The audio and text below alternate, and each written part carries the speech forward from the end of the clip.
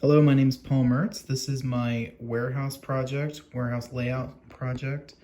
I chose to use a linear fashion for my warehouse.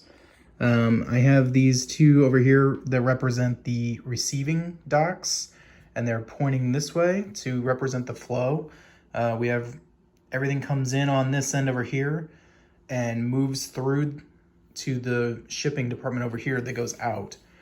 I also broke up everything into A, B, and C categories on how fast the products move through the warehouse.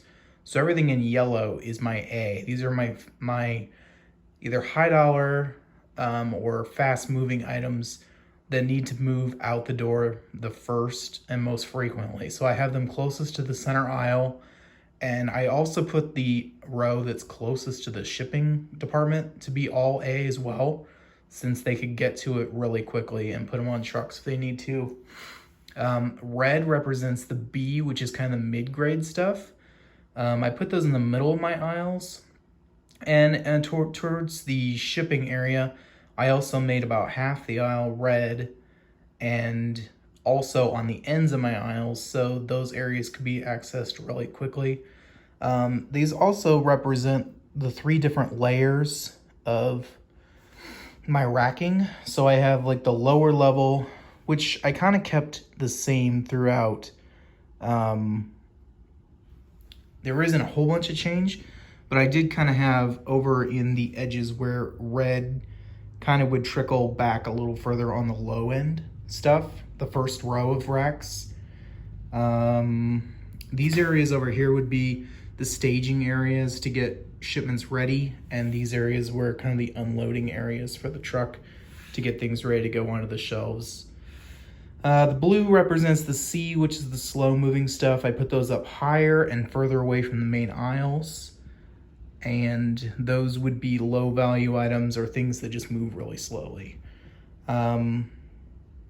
I personally like the linear model.